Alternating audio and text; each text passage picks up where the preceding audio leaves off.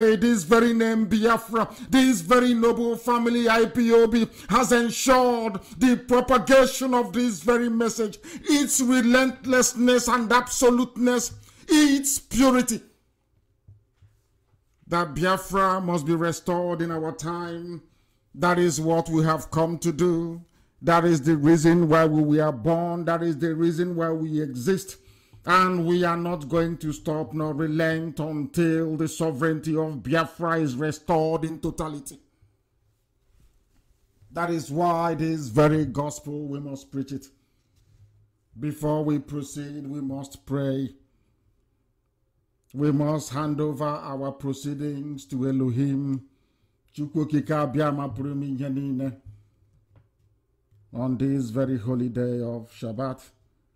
Wherever you are, I will ask you, those who understand, accept, and submit to the inevitability of the divine hand of the Creator upon what we are doing, to please bow your heads as we pray, because we must proclaim the goodness of the Most High in the land of the living. That is why we must preach it.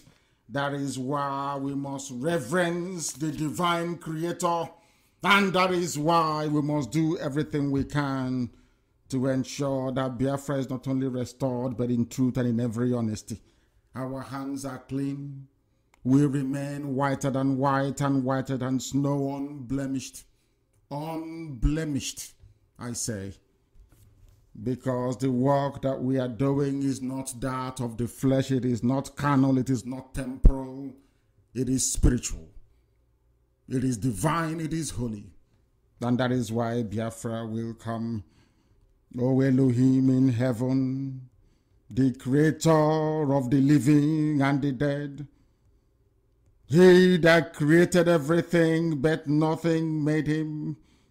Eternal, the ancient of days, the beginning and the end, the author and the finisher of our faith, the Lord of hosts, the giver of life. We are nothing without thee. We call upon you to come and preside over this very important landmark program this evening. We ask you in your divine mercy to guide us, to give us the strength, the courage, and the wisdom to continue to do this very critical and important work that only you have determined must be done by IPOB, that your will may be done upon the lives of those that believe in thee. Which we do. We would always sing and give you praise. It doesn't matter what we are passing through. We will sing with joy and praise your holy name. We shall praise thee. Nations must praise thy holy name. We shall sing praises unto thee, and the world will know that the light of your countenance have rested upon the land of Biafra, that sacred piece of territory, that very place that the ancients came from, that very place where they have always known democracy, where men were always born equal before thee and before the temporal laws of the earth. For your mercy is great above the heavens, and thy truth reacheth unto the clouds. We exalt thee, we say, be thou exalted above the heavens, and thy glory above all the earth. That your children, this very IPOB, this very Biafra, that they may be delivered. Save us with your right hand and answer us, O Elohim, as we pray unto thee. Because we know that you have spoken in your holiness, and we shall rejoice ultimately, regardless of what the enemies are doing, regardless of what the army of darkness is doing along the roads that lead into the sacred land of Biafra, not minding their arms and their ammunition, not minding their wickedness, their savagery and their butchery. We shall prevail over every evil that they visit upon your children, or that they even intend to visit upon us. You, only you, God of creation, you will divide Nigeria. You will break it into pieces according to your promise. That was your promise to us. Those that believe in you, you said you will destroy the zoo and it will happen in our time. For Biafra land is yours. That very land of Manasseh, that very land of Eri, that very land, O Elohim, of the ancients is yours. You will destroy the zoo. For that we have no doubt whatsoever. You will lead this very army at the appointed time, and you will grant us victory. If not for thee, O Elohim, our enemies would have swallowed us. If not for you, this very generation would have become like Emeka, but it is not like that, and it can never be. We are not products of the caliphate who cannot be a product of the Janjaweed, who can neither read nor write properly. Give us help in this time of trouble. Sustain those who are illegally detained and imprisoned. Give them faith and give them courage, for they to know that we are doing all we can and fighting for them to regain their freedom.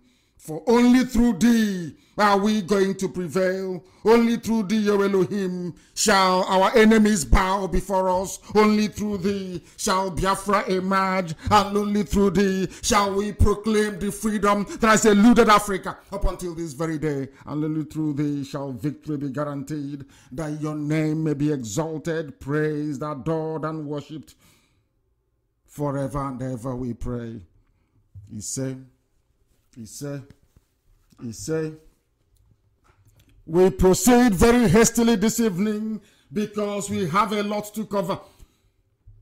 Make sure you tell those who are around you to join us as we preach this very gospel of redemption.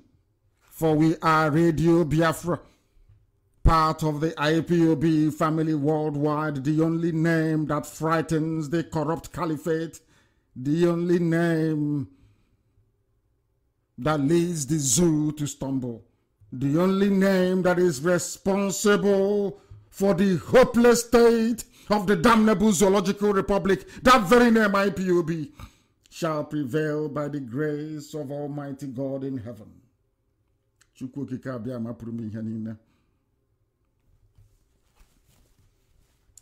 It is not just us anymore. The whole world have now come to the realization that the damnable zoological republic is finished. Everybody is now aware. Even those who never knew before, now they know that the zoo is finished. The same thing that I was preaching for very many years. I told them that nothing good can come out of Nigeria. Only a fool, only an intellectual imbecile, somebody who cannot see, somebody who cannot discern, somebody who cannot reason will ever put or pin their hope on any form or semblance of life or revival from the zoo, because it is dead and will never rise again. I have never seen any country nor heard of one where an Alemajiri is in charge and they have made progress. It has never happened in history, and it can never ever happen. A people who are betrothed to their cattle, people that drink the blood of cattle, people who abhor education, people without poets. They do not have artisans. They do not have manufacturers. They have absolutely nothing. They've contributed nothing. They have taken everything. They have nothing within them to give. Nothing sensible to give. That is why the zoo will continue to go downhill. And that is why only the sensible and the wise are doing all they can to extricate the various ethnic nationalities bound together out of evil and wickedness of the British. That must be dismantled for the will of God to prevail upon those who worship him and call upon his name in truth and in every honesty. Somebody have now realized that this very reign, this regime of terror, they do in the name of Buhari, because they are ruling the zoo. Jubril is ruling the zoo in the name of Buhari. I don't even want to get into that, because when I was looking for meaning to slavery, the entire concept of slavery, that people can come from the Sahel to West Africa to take us as slaves, that people can come from Europe to... Terrible. That people can come from Europe to take us as slaves. When they went to the Americas, they also came for us and took us to the Caribbean and to the North and the South American continent as slaves. One day I was pondering and I was asking myself why that was the case. I then realized that it is because we have defective reasoning capacity. We do not reason very well. And if you're looking for a proof of that, look no further than the issue of Jubril and the dead Buhari, which we shall come to later on, because Aisha, she has done everything she can to alert those who are reasonable enough to understand that the husband is no more, but we have refused to learn. We have refused to do the needful.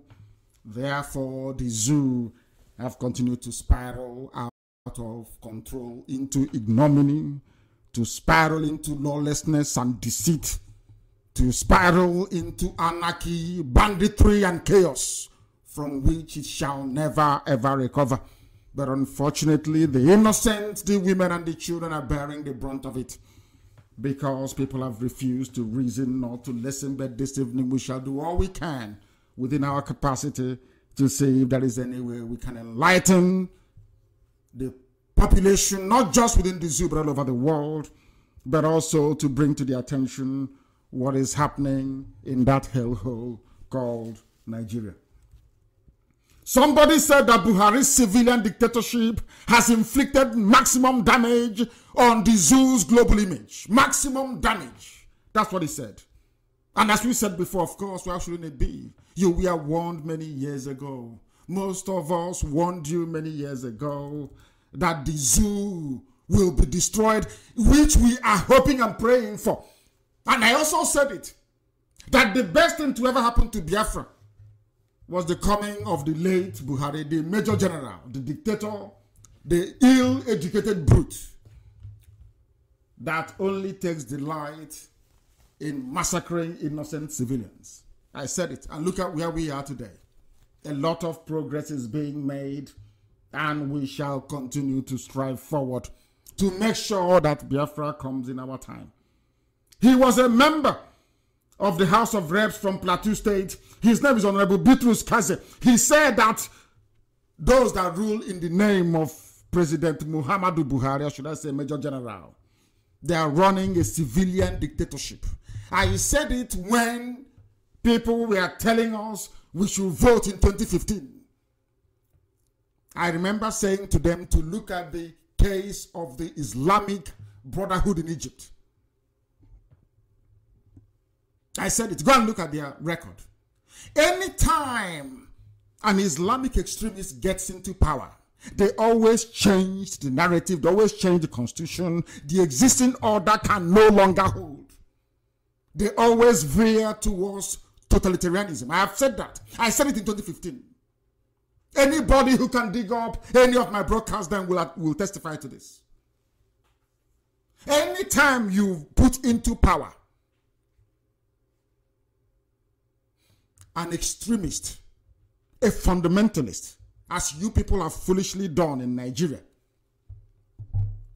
with the Fulani cabal, they will always veer towards extremism because that helps them to cover their shortcomings.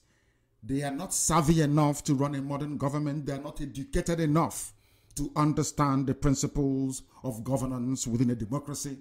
They are not polished enough to understand that the rule of law is that very key pillar that holds that very edifice they call democracy. They don't understand it. It doesn't exist in their world. I warned all of you that the Fulani people are feudalists by nature. They run a feudal system. A very primitive feudal system that is incompatible with democracy. Incompatible, irreconcilable. But some of you fail to understand it. When you put a Fulani man in power, you have written your own death warrant. Is it not happening? When they wanted to appoint Tanko, did I not tell you that Pawine Tapa, with his native doctor bag, I told you what was coming. I warned you that Sharia law will come. Has it not come now? When they removed Onoyen and put that man in, did I not warn you that Sharia will follow it? Has the Sharia not come now? Is there anything that I've told you that has not come to pass? Absolutely nothing. Because we are under divine mandate. Anything I say here comes to pass. It doesn't matter what it is. Once I proclaim it behind this very microphone, on this very hallowed temple, this very radio Biafra, that very thing comes to pass. Those who do not acknowledge what we are doing are those that live in denial.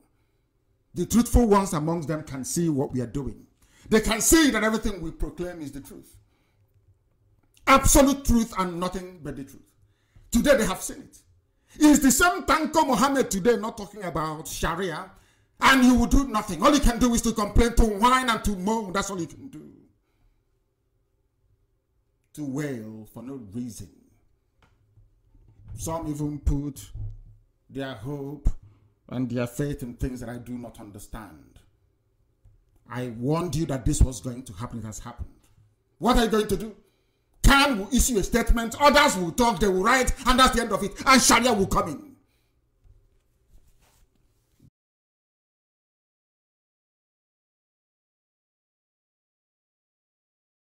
They have opened up the floodgates of hell.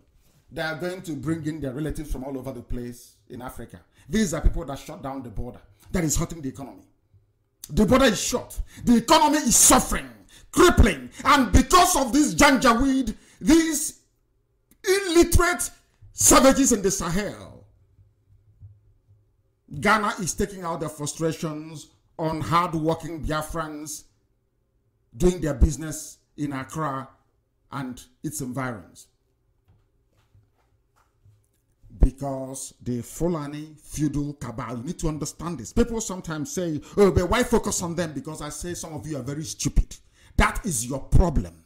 When you have appendicitis and you go to hospital, you will tell the doctor to focus on it. If you have fibroid and you ask doctor, please cut it out. It is killing me. You don't abandon the fibroid that is disturbing you to start treating headache. The problem that we, not just us, everybody, this regime of timidity, primitivity, and backwardness is engineered by the Fulani cabal that abhor education, they abhor enlightenment. Do you know what enlightenment is? Some of you who do not understand should go back to history and study the movement of enlightenment in Europe. That was the time that European crowned heads came together and said that reason must prevail. Reason, not superstition. Reason must prevail. From that very day, Europe assumed a position of intellectual preeminence that have dominated the discourse of humanity till this very day. That is why they can go to the moon. That's why they can send probes to the sun. That is why they can go to Mars and land robots on Mars. The preeminence of reason, to be able to reason. That is what we are trying to get some of you to do when you listen to Radio Biafra, to be able to reason properly. And hopefully tonight you'll be able to do so. They said that this very regime of Abba-Kyari, that some of you are pretending is Buhari. You pretend. You know Buhari is no more. You know Buhari is dead. But in Saudi Arabia, all of you know this very well, very clearly. But you keep deceiving yourselves because you don't want to prove Nnamdi Kanu and IPOB right. That is your problem, your petty envy and jealousy. Because of that, you're suffering and you're dying and you're suffering. That is why you have no electricity. That is why it's been confirmed openly in the zoo, as I told you, that the shortage of electricity is a deliberate Fulani policy, because they know even if they steal all the oil and gas, once you provide constant electricity to Biafrans, we will be able to build an economy out of nothing. Lack of electricity in the zoo called Nigeria is a deliberate Fulani policy to impoverish everybody, because once you're poor, all that concerns you is what you're going to eat. So even when they steal from you, they give you 4 or 5 naira, you're very grateful for it because you've seen something you're going to eat. How do you think they managed to cover to Kanu, Hanese and all the rest of them? Out of hunger and out of their despair. desperation or in desperation for their need for survival, they compromise and they sell their soul to the devil. That is what the Fulanis have reduced you to. All of you listening. Your inability to reason is why you are in the mess you're in today. Thankfully, some people are rising up and beginning to complain. They are now complaining. Some people, they say, oh, we are from Niger Delta. We are Niger Delta. We are not part of Biafra. It is the same Fulani-induced poverty that is causing them to say that. The same Fulani-induced poverty that is causing them to denigrate their own people. And I ask them this. So you think that the Fulani want one Nigeria because they love you? That is how foolish some of us are. Very, very foolish. They're into one Nigeria because they own all the oil wells. They give 1 or 2 or 3 Yorubas some as well.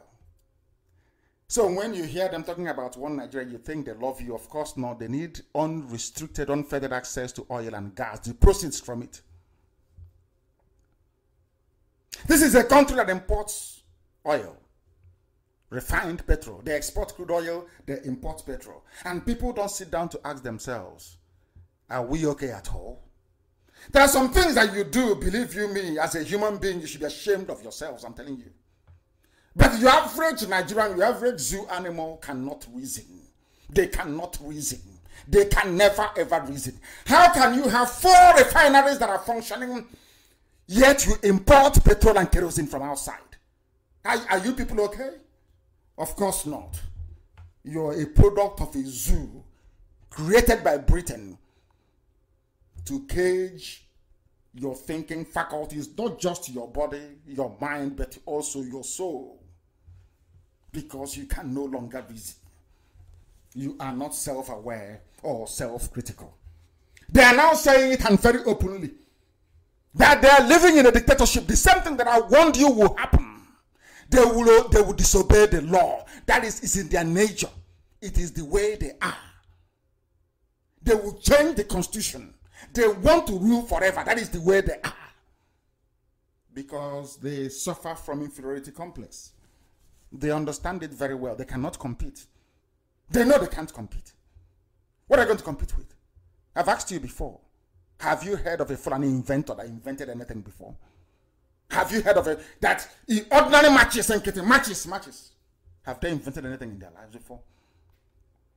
It's only to be moving cattle from place to place, pillaging, raping, killing. And some of you move about every day as if life is normal. The same thing you did that made it possible for Europeans to come and basically empty our villages and took us to the Americas to become slaves. The same behavior today, there is no difference. When you see evil happening, you keep quiet. The same behavior exhibited by our ancestors is what we are doing today. The same, and once you do it, you end up as a slave. Once you continue that way, you will end up as a slave. That is what is happening to us today. You see something happening before your eyes. You say, oh no, it's not in my village, it's in the other village. The same mistake that the Yoruba media made, and today they are suffering the consequences of it. You can see where we are today, everybody. Those who were before against IPOB, shouting up and down, what you're doing is wrong, your language is not very good. What is happening to them today? What is happening to them? Are they not lamenting? Is this man here complaining not from Plateau State, Honorable Bitrus Kazek, is not from Plateau State? Why is he complaining? If things are okay, why is a former lawmaker complaining that a dictatorship is in power? And how do you bring down dictatorships? Through a revolution. There is no other way, because they are impervious to reason. They can never ever reason. Go and check in former Eastern Bloc of Europe how they collapsed, in South America, all over the place. How do you remove a dictator from power? How? And when you talk about removing a dictator, are you going to remove somebody that has the backing of their people? The primitive savage North. Are you going to, when I mean the North, I mean the Fulham? Because houses are developed. They have advanced reasoning. How do you intend to remove them? When everything is tribal and sectional, how are you going to remove them? How? People do not understand that the politics in the zoo is always ethnic, it is always tribal, it's always sectional. If you ask some of the Yorubas, why did you not support Jonathan? They said Jonathan did not give them enough positions. But everybody's a Nigerian, no, mind you. Today, this very day, this very present minute, every APC appointment is Fulani Muslim, all of them. They are now doing it in the open because they know all of us cannot do anything to them. Because they understand the mentality of Nigeria. They understand how Nigeria functions. They know that nobody will go outside their tribe, their ethnicity to go and fight for somebody else, fighting for the general good of the people. They know it's not possible. If they want to keep Jubril in power for the next 40 years, they will do it. It's very easy. If this APC Fulani cabal regime want to keep Jubril, the Sudanese boy, in power for the next 40 years, they will comfortably do it. Nothing will happen. Nothing will happen. Nothing. All it is, you complain and you come back, INEC rig elections for them, come to your villages and pick 1 or 2 people, give them money. They say, oh, it's our turn. Like Omo Agege, he is doing, it's our turn. And they support evil. And foolishly, as a black person, you follow them and support evil, as usual. But here, we don't condone evil, we don't support it, we expose it. And that is exactly what we are doing. It is not from us. They say we are tarnishing their image. IPOB have ruined their image about. No. You ruined your own image because you're evil. You are primitive. You are backwards. You are unreasonable. And you are unlettered. Don't worry. You will see what is going to happen to the zoo. Instead of them to fight what is fighting them, all they are obsessed about is IPOB. And then Nnamdi Kanu, what we are doing to them. The army went as far as issuing a statement that IPOB doctored the Boko Haram video, where they said 71 soldiers were killed. But the same army buried 71 soldiers. I don't understand it. You claim IPOB lied. We doctored the video. But you also buried 71 soldiers. Sometimes in my life, I keep asking Chukwu Kikabiama, what type of punishment is this? Why put me amongst a people, a species, and this species of I can't understand. They cannot reason. People cannot reason. They have PhD. They have every degree in the world, but common sense is lacking. Some of them, we are reporting it. Channels television, IPOB, doctored a video, is a fake video. But the same channels, in the same newsreel, is showing the Nigerian army burying 71 of their people killed. And you're telling me that, oh my dear. Goodness me. Goodness me. It's not an easy job, you know. Being a black African is not very easy. The level of stupidity we harbor in our body is just unbelievable. You may not like what I'm saying. Some of you may find comfort in saying, oh, I'm black and I'm proud, all that rubbish. But the truth of the matter is that you are the lowest of the low. And until you learn how to reason properly, until you learn how to put 1 and 1 together to give you 2 and not 4 or 8, as the case may be with some of you, your sorry state will continue.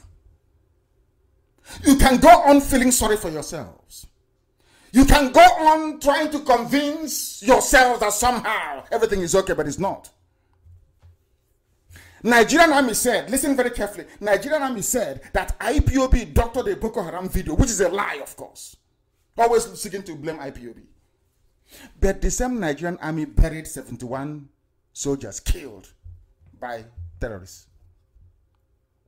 What does that tell about the thinking capacity or lack of it of your average Nigerian?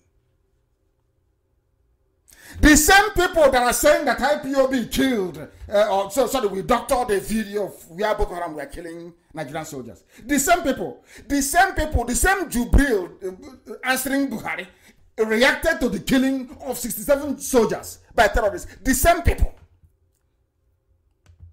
And you wonder what type of human beings these people are. You wonder what sort of human beings they are. They are the same people that said that IPOB doctored the video. They are the same people saying that 71 of their soldiers were killed. What does that tell you about those people? What does that tell you about your average Nigerian? And as I told the US government, when I told them in Washington, some of you can remember I don't know how long it's been, I told you that ISIS, they are coming to take over. Do you remember that I think it was published even by the independent newspaper. That very statement that I made. What is happening today? Listen carefully, please. Every terror group in the zoo is being sponsored by the Fulani Caliphate. Every terrorist group, and there are 4 of them. Four of them. ISWA, the one headed by al-Banna with the son of Muhammad Yusuf, released by Buhari when he was alive. They are the ones responsible for the killing of their own soldiers. And they have claimed responsibility for an attack on an army camp in Niger that left 71 military personnel dead. The same video that our brother picked up and provided a voiceover, a commentary, warning our people in the army. If you're a Biafran and you're in the army, let me even extend it to the whole of the South. If you're from the South and you're in the Nigerian army, your life is worthless. You will die for nothing. You are fighting, defending those who are behind your back, taking over your towns and your villages, raping your mothers, and slaughtering everybody in sight. But you're busy in the Sahel, in the Sahel, in the desert, in the arid lands of Arewa, fighting for them. 17 of them have been killed. And I bet you they are predominantly Biafrans. ISWA claimed responsibility for the attack. And surprise, surprise, 71 people were killed. The same 71 people that were killed in the video that our brother shot. Or he provided a voiceover. The same 71 dead military personnel that the presidency is mourning. But because it was IPOB that provided the proof needed for it, they said, no, it's fake. It's a fake video. If it's fake video, how come you're burying 71 soldiers then? You claim that video purportedly showing 71 dead soldiers by IPOB is fake. But at the same time, you're digging 71 graves for 71 dead soldiers. And you're telling me that these people are normal. And who did it? The Islamic State, West Africa province, ISWA. They claim credit for it. And who is leading ISWA? It's the son of Muhammad Yusuf. His name is al-Bannawi. And who is al-Bannawi? Some of you don't know. He was arrested, brought to court in Abuja, the same time that we were going to court. And he was released from the courtroom there. He was released. But Nnamdi, Obi, and all the rest of them, people who are going about their normal business in Biafra land, they're in detention. But the person responsible for the killing of 71 soldiers, they arrested him, brought him to court, released him. And people talk about fairness, justice, and equity. And I wonder, where is it? Where is that justice? Where is that fairness? Where is that equity? Those who claim that they're politicians, those who claim they're public, commentators, those who claim the opinion, I don't know, should I say, those that mold public opinion, those who influence government policies, where are they? Your people are being kidnapped every day in Aba, in Onisha, in Omuahia, everywhere. In Asaba. in Iguacha, which the white man named Port Harcourt, in Enugu. For no reason, that the person heading the group that killed 71 soldiers was arrested and released from Federal High Court in Abuja. And people are saying that is somehow there is fairness in Nigeria. It is working. Some of the idiots that argue Nigeria has to be won because of it provides it's kind of counterbalance against regional instability. They're talking rubbish. And I keep asking them, for how long will this nonsense continue? For how long will Fulani be doing as they please? For how long will they continue to kill innocent people? For how long? I keep asking.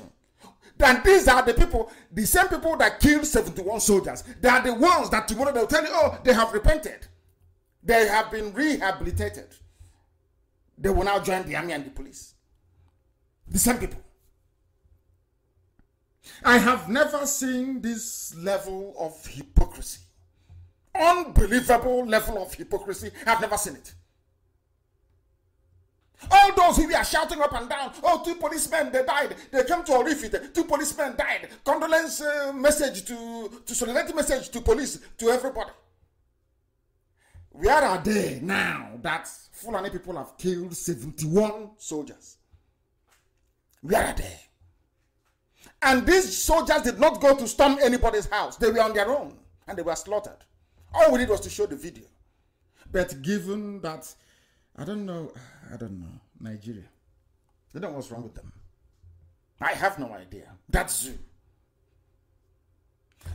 The video we showed said 71 people were killed. You said it's a fake video. But you went and you buried 71 soldiers. Now who is lying to who? And for what reason? And this is what they do. And they will continue to do it. Some of you do not know, as we are coming on air today, that you know the very educated Onoren. You know Onoren very well. Some of you know him. The one they removed to bring in Tanko Muhammad. And a madman for that matter. I don't know what they put in that bag. That hunter's bag that they carry. Maybe some of you can tell us what they put in it. I have no idea what they put in it. That is Fulani Nigeria for you. That the British are defending something. Isn't it very funny that the case of Showore, all of a sudden, the British mission to Nigeria have now found their voice. They can now speak. If it's to do with the Biafra, no. Anything that will disrupt the status quo, that will stop the corruption from, feeding off the pain and the suffering of the masses, no. Now they have found their voice. They're speaking once again. This was the go, and I want Chinasa, Mazi or Foreman, Amaka, go and look for that very program I did. The lecture I gave on Radio Biafra concerning Tanko Muhammad, the Sharia Chief Justice of Nigeria. I warned you then that they will bring in Sharia. I told you that was why they brought him in. I said it on air. Go and look for it and you'll find it. What is happening today? Because, you see, that is the way they function. They beat you into stupor. Because they know that Britain, because before anybody intervenes in Nigeria, they must first of all ask Britain. Because some of you do not know that after the Second World War, when the United States of America asked Europe to disengage from Africa, warned the whole of Europe to get away from Africa, that colonial nonsense must come to an end. There was also a parallel meeting that was held. In that meeting, it was agreed that former colonies of European powers should remain exclusively their sphere of influence. What do I mean by that? As Nigeria is, nobody does anything in Nigeria without British approval. Nobody does anything in Benin Republic without asking France. Nobody does anything in Congo without asking Belgium. You can't do anything without asking these powers. You cannot. Go and try and find out.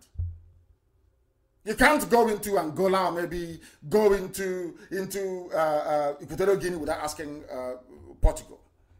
You can't. You must ask them. Some of you don't know that what you are passing through now is what is markedly worse than what happened during colonialism. Worse. You are now in the phase of neo-colonialism, where they use local instruments, willing tools within you to run your life into the mud. The same thing that they did with Ohaneze. Appoint some fake people, say they are now your leaders. They are in Ohaneze. They take them to Abuja and to Lagos and throw parties for them, give them a few contracts. Meanwhile, our oil is going in Anambra, in Imo, in Abia, in Ebonyi. Our precious stones are disappearing every blessed day. In Iguacha, our oil is going. The whole of Delta, the same. Delta State, there is. In Akwa Ibom, the same. And I keep asking people that keep telling me about Niger Delta, show me one oil billionaire you have in Bayelsa State. Name one oil billionaire. The answer is zero. None. But you're busy online writing rubbish against IPOB. We are Niger Delta, so all these fools, idiots. Amend Nigeria's constitution, accommodate Sharia law in it. They have spoken and they will do it. They will do it. And what are you going to do about it? Absolutely nothing. You only complain. Oh, we leave it to God. Oh, Kanu will say, that's Christian Association of Nigeria. Oh, we leave it. We no go agree. Oh, we no go agree. That's all. And you go home and you lie down and you sleep. Instead of you to give credit to IPOB that is doing something. Instead of you to rise up and join IPOB and make sure that this impunity comes to an end. Or you're busy yapping rubbish. As usual. My happiness is that the whole world listens to Radio Biafra. We don't feel sorry for ourselves, and they know that. We don't, because we don't have any time to feel sorry for ourselves. Our stupidity must be exposed. We must.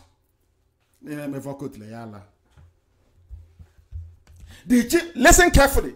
This is a country that practices common law, enshrined common law, a democracy. All of a sudden, the Chief Justice of that very place, Tanko Muhammad, Dinta, he now wants the constitution of the country to be amended to accommodate sections of Sharia law. And where did all this nonsense start? It started from my trial, when Binta Nyako said or asked my counsels in the court that they should go and acquaint themselves with Sharia law. IPOB kicked against it. She said it in her own court, that our lawyers should go and study Sharia. How she wishes that they can go and learn a bit of Sharia. He wants Sharia law to be taught at our universities. So University of Nigeria and Nsukka will have department, law department, and also Sharia law department. University of Calabar, law department and Sharia law department. That's what he's saying. And they will do it. Are you going to stop them? Who is going to stop them? Somebody should tell me who is going to stop Tanko Muhammad and his crew from doing what they said they're going to do. Are you going to stop them? Are you capable of stopping them? It's only IPOB that can. This is the Chief Justice of a secular nation, so to speak, or so they claim. He is advocating for an amendment of the constitution to accommodate sections of the Sharia, which means that people are not together, which means there are two systems supposedly working side by side. That can never be one. In Britain, you have Muslims in Britain. Does British law accommodate Sharia? The answer is no. Because Sharia law is a religious law. It has nothing to do with secular dispensation of justice. No. Nothing to do with it. But here, everybody is behaving like the three blind mice. They know nothing, they hear nothing. And people are just blind. And they are messing around with us. This is a man that never studied law to start with. He is just an ordinary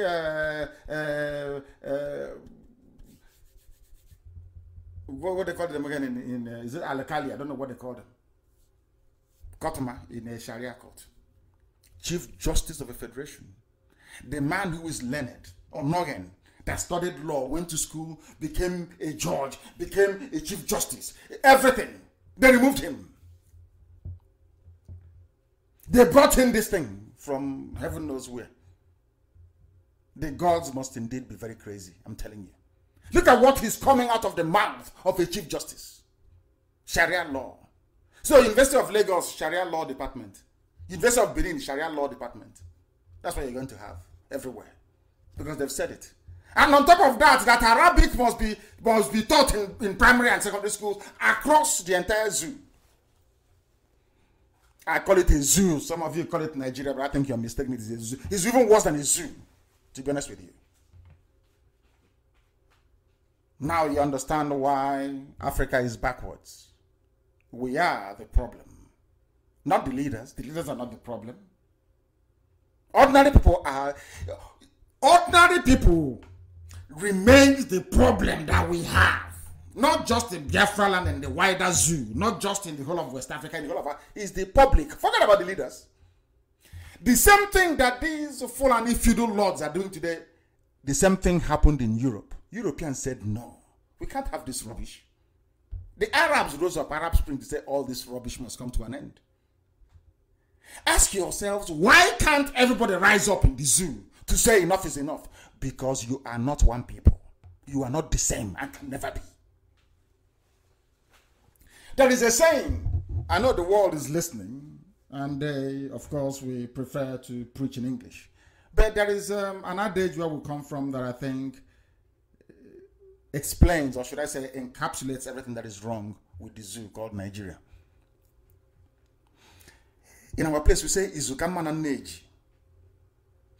You cannot have a revolution in Nigeria unless that revolution is Hausa youths against their leaders, their corrupt leaders in the north.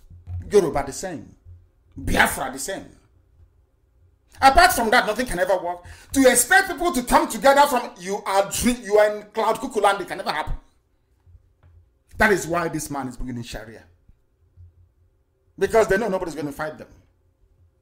They know that very well. Nobody is going to fight them. That is why they can do whatever they like and get away with it. Very, very sad indeed.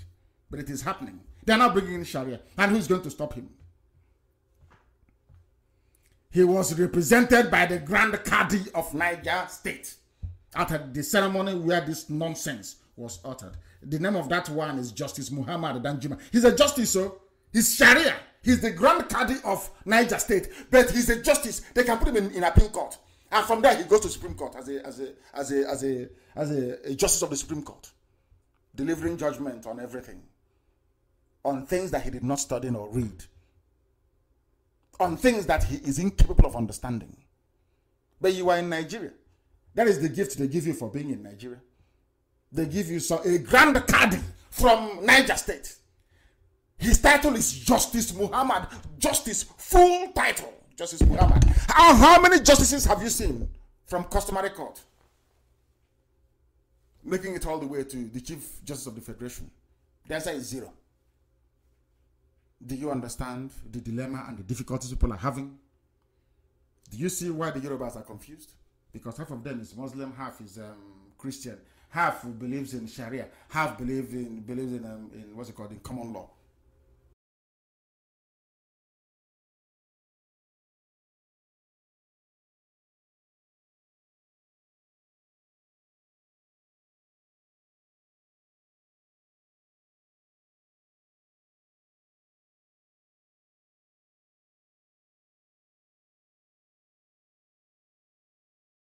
Nobody knows where they stand. I have no idea. I have no clue what they believe in.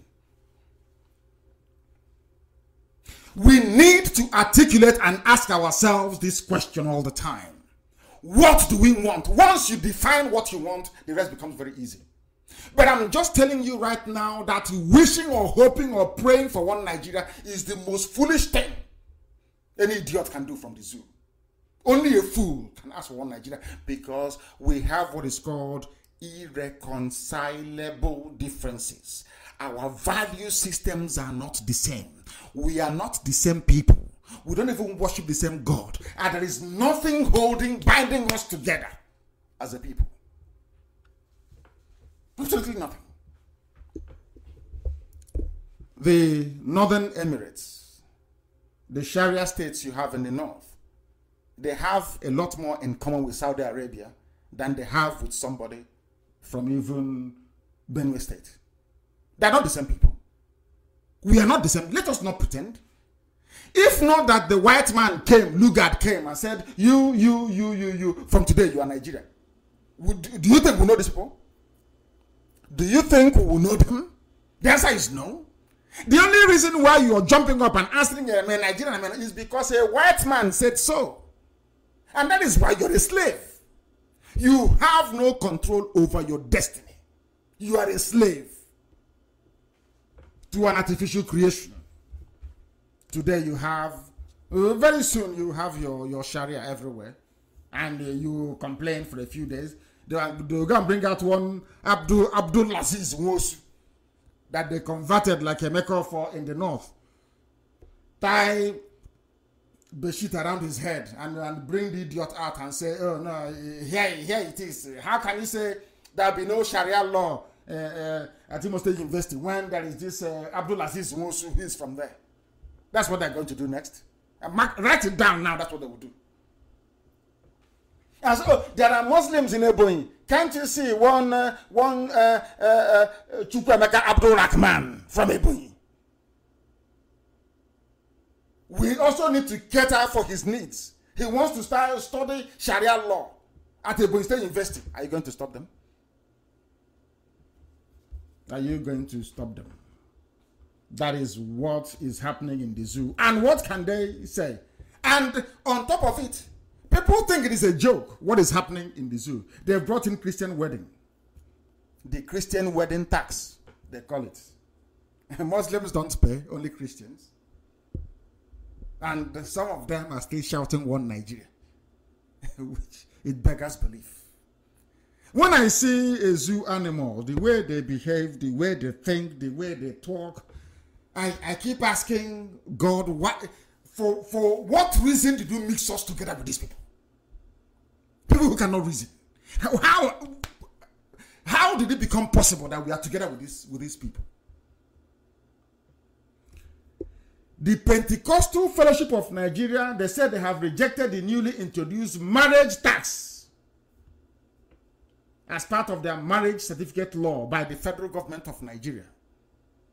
You have a Janjaweed from Sudan who is in power, controlled by an Islamic terrorist in Abba Kyari.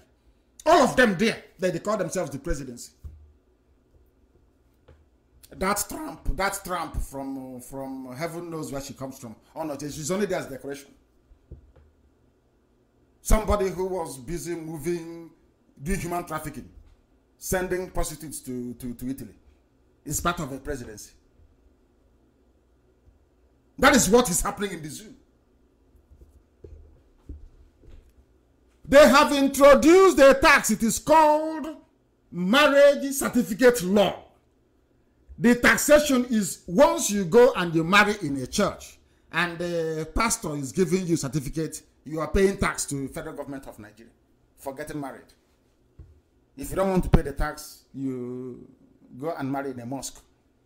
You go and get an imam to marry you. Then it is free. And all of you are in one Nigeria, pretending everything is okay. We Nigerians. I look at you people and it can never happen again. If there is something like afterlife, I will not, some of you I will never meet. I can never meet some of you. You people are lower than wild beasts in the Serengeti. You can't reason at all. Very sad indeed. They are taxing Christians. Go and get married and pay. But if you're a Muslim, there is no problem. You don't need to pay. What does that mean? It means if you don't want to pay the tax, you just become a Muslim. The same way they're doing. Some idiots have been saying, we are from Niger Delta, we the South. Some useless set of people. Whereas every oil well, every oil block, all the oil billionaires, they are from the north, with a handful from Yoruba land. Yet you cannot reason. They come together and say, oh, let us be one Nigeria. This is our Nigeria. Let's not spoil anything. Ogoni land is polluted. Nothing can grow there anymore. People are dying. Lung diseases, cancer of all types, killing people. Those who are enjoying it are in the desert, having fun. They contribute nothing. They take everything. And you're busy down in Biafra land writing rubbish. He said, we in the Niger Delta. And of course, being a pipeline guard to your masters from the north. Very sad indeed. Very, very sad. This is Radio Biafra. We're live and we are direct. The time now is approximately 8 p.m. in the blessed land of Biafra, where you have to go through 80 roadblocks before you can get into Biafra land. 80 roadblocks before you can get in. We'll come to that later. 80 roadblocks. Now what they do is that they stop you, they bring you down from the vehicles, they open your phones. That's what Nigerian soldiers are. Meanwhile, their fellow terrorists are killing them in the north. They are not asking those that are recruiting into the army, former terrorists that they claim they are former, or terrorists that are taking into the army. They don't check their phones, but they come to Biafra land and they check our phones. If your phone contains anything to do with Biafra, they bring you down, they kidnap you, they kill you, and they harvest your organs. They send it to India. Some people will go to India and buy the same organs harvested from their own brothers and their sisters. Are you sure we are okay? Are you sure as a people that we are normal? The army checkpoint, police checkpoint is 80. Some say it's 60, of course it's not, we've counted it. 80 checkpoints, 80. But in the north, where there is Boko Haram, there is no checkpoint. In the north, where they have ISIS in West Africa, ISWA, there are no checkpoints. In the north, where you have the real banditry, kidnapping, they don't have that many checkpoints. Because if they did, there will be no kidnapping along Kaduna-Abuja Expressway. Now you're beginning to understand. Now you're beginning to appreciate the level of mess people are in. Now you're beginning to accept that what we need to do is actually, when Biafra comes, is to go and build one big hospital. Advanced hospital. If you come there, you submit your brain, we cut it open, we put common sense in it, and then we sew it back again. Because we can't reason properly. Some of you don't like it, but it is the truth. We don't reason, and that is our problem. Inability to reason properly. That is the problem of the black man. That is why you have no electricity. You have gas. You have oil. You have sunlight. You have no electricity. You have engineers. There is something wrong with you. Do you understand it? I am not insulting anybody. I'm just telling you the truth. Because that is the only way you're going to change. You have oil. You can generate electricity from gas. From all my... After all, that is something you point... What is electricity? It's not the same having a big generator. The generator lasts for people. That's all. Now, do you understand it? Do you appreciate it? Do you understand your level of stupidity as a Nigerian? Do you see how foolish you are as a Nigerian? That you are the embodiment of stupidity. That your own foolishness cannot be, is off the Richter scale. It can no longer be measured. But tomorrow you will go to your local church and say, oh, I'm praying to a God of miracle. Bring miracle for us. But the only miracle you need is to ask God to take away your stupidity and put common sense in your brain. And all your problems are solved. Solved. You are going to pay. Somebody is now complaining, maybe because Benny Hinn has spoken, some of them may listen.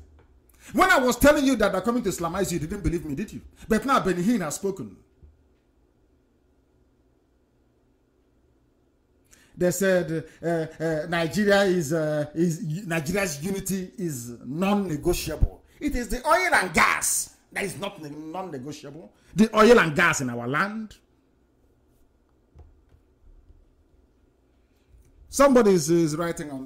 Somebody is writing on Facebook that we should. It is hate speech if we insult Nigeria. That we should use our native language to insult Nigeria. But Nigeria can. So, which other hate speech do you need when I have to pay to get married? In a synagogue or in a church or in a temple. But the Muslims cannot do that. Their own marriage is free. They even give them what's it called? An allowance. Because all they're imagining that you see they're not doing anything, they're not surviving. How are they feeding? Is it not from the oil and gas that comes from the south? And the taxes that we pay? Those of us that do business in the zoo called Nigeria.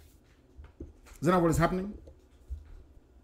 They say that the notion that Nigeria is a united country has been proven to be false based on past and present realities facing the country. People now know it, that Nigeria is a fraud. Nigeria is false. It doesn't exist. It's only in the imagination of the corrupt and the neo-colonialists. Nigeria should not have existed in the first place. It is people are now, even the likes of Benin, they now acknowledge it, that Nigeria can no longer function. He's a white man. I think he's from Iran. Benin is from Iran, isn't it? Yeah, of course, they are ancient people. Everything, some of the things we know today also they're from Iran anyway. They are you heard about the Medes, the Midianites and all the rest of them, Babylonia and all that. It's from there. It's from there. Very advanced people, I must say. So we can regard them as people we can listen to. But he's from Iran, he's a Christian. He's now telling you that since coming to power in 2015, this present regime, in the name of the dead Buhari, has done more harm than good to the unity of Nigeria. So saying that Nigeria is non-negotiable is the most stupid thing anyone can say. But you ask yourselves, why would some Yorubas believe that Nigeria's unity is not negotiable? Because they are afraid on two fronts. I now have to speak the truth. My good friend and my brother, Fanika Yode, is Oduduwa. I won't call him Yoruba. But the Yoruba people that are the ones I'm talking about, those who don't understand their own history. They want one Nigeria because Biafrans, we are kind of an insurance policy against the threat from the north, which is there, ever present.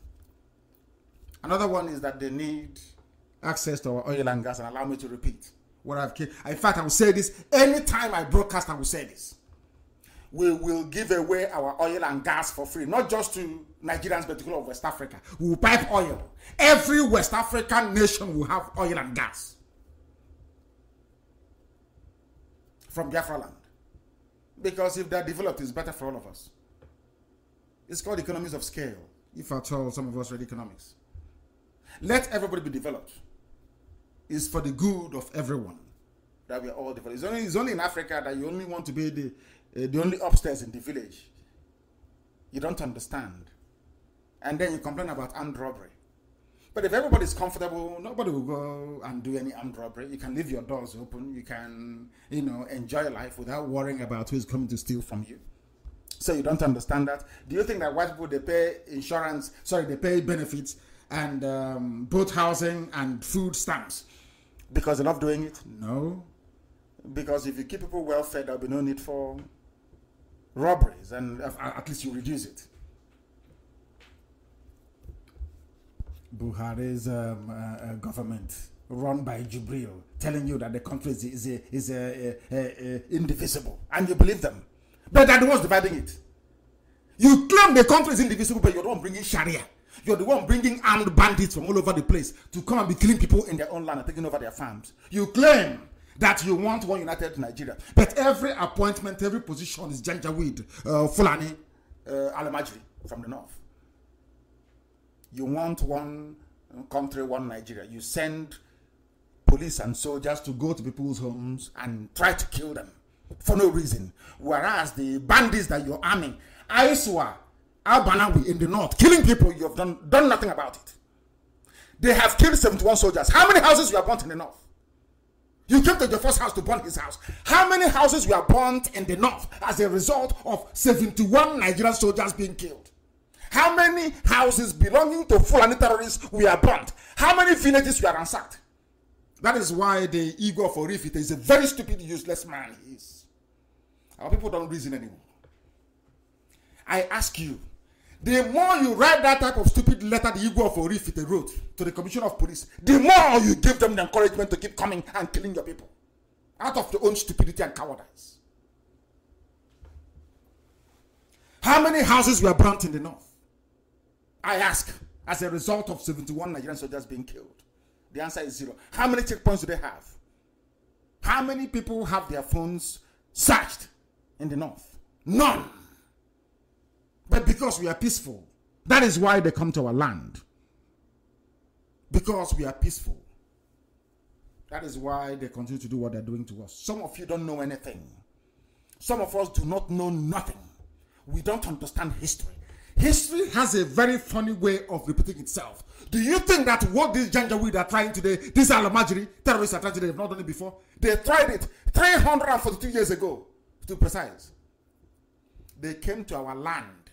They came to our land to try to colonize us. They all died in Benue. They died in Benue. Some of you don't know this.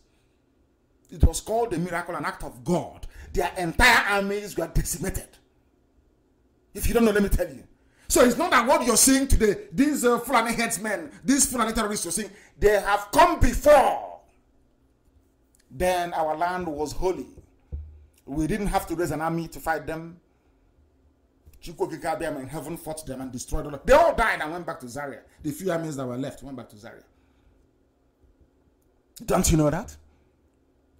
But now, because we are very sinful, our sinful ways, they have now come. It's only IPOB that you have to defend you. And that IPOB, do you give help to IPOB? The answer is no. Is there any politician that supports IPOB? The answer is no. It's just fighting to save them. And even at that, they are coming and picking them off one after the other. Some of you do not understand history, but we shall educate you. This is Radio Biafra. We are live and we are direct, and the whole world is listening. Why do they want their one Nigeria? The purpose of Islam is to conquer all of you. Not Islam. I don't blame Islam itself as a religion, but those practicing it in the zoo called Nigeria. Using Islam to extend the reach of the Fulani Empire. That's what they're trying to do. People, you shut down the borders with Benin Republic, with Togo, with Ghana, Senegal, and then you open the whole of Africa to come. Does that make any sense to anybody who is reasonable? That is the way they sign treaties. They don't even know the meaning of it. Only the Sultan of Sokoto owns 23 oil wells in Niger Delta. But you never hear one of these, one of these Sabondin Taklendia. You know, you have significant Sabo in Ohanese and Pandev, and you have these significant ones in the little versions of them. Baby Sabo, still on feeding bottle. They will never write that they are afraid of their Fulani masters. They will never tell you that the Sultan of Sokoto, that contributes nothing to the economy of the zoo, the chief terrorist, he is the chief the personification of terrorism in the zoo called Nigeria is the Sultan of Sokoto. He owns 23 oil wells. 23. But he can't have people from the so-called Niger Delta say anything against him. Of course not. He's their master. He is their godfather. They guard pipe for him. That pipe that Ashi is guarding, the pig is guarding, it belongs to the Sultan. That's how bad things are. People who cannot reason. That's the way they are. Those who cannot reason properly. But we are here to drill some sense into them. This Sultan of Sokoto will tell about unity. We have to be one. Unity in diversity. Our numbers should be an advantage. Why is he saying all these things? He is saying it because he owns 23 oil wells. He does nothing. He has never done anything meaningful all his life. They come out, they go into the army, they either organize a coup or they appoint themselves into positions. They raise their little Janjaweed militia, their own army, their own little terror groups, and that's it. And they've arrived. They are now leaders. And this man is the president, or is it the chairman of traditional council of traditional rulers across the entire zoo. It has to be him now. He's Fulani. He is the Sultan. Even Tinubu will bow down before him. Every Yoruba Muslim, they look up to him.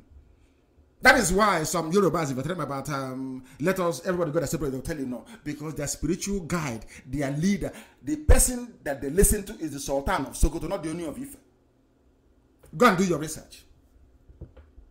What Sultan of Sokoto says is what they would do, because they are Muslims. Every Muslim in Nigeria sees the Sultan of Sokoto as the spiritual head.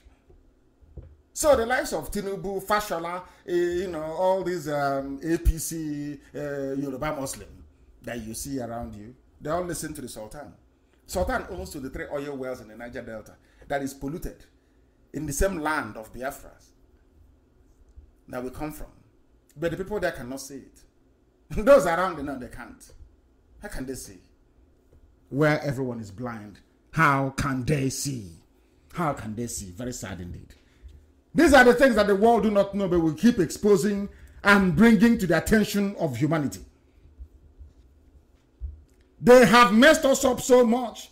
They have seized, that is the new craze now, seized their passport. Ever since Binta and Yako took my passport, everything now is take the person's passport. Take his passport. They have taken the passport of Nnamdi. I said I'm waiting for them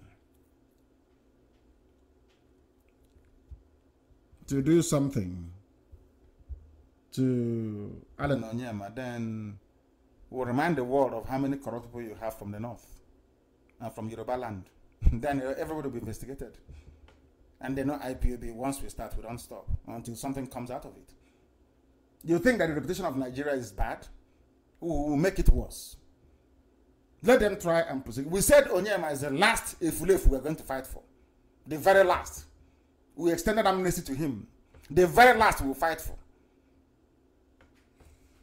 Anybody with common sense should go and join IPOB. If you have any brain in your skull, you go and join IPOB so that when it starts, we will know how to defend you. It's as simple as that. The immediate past Chief Justice of the zoo, Walter Onnoghen.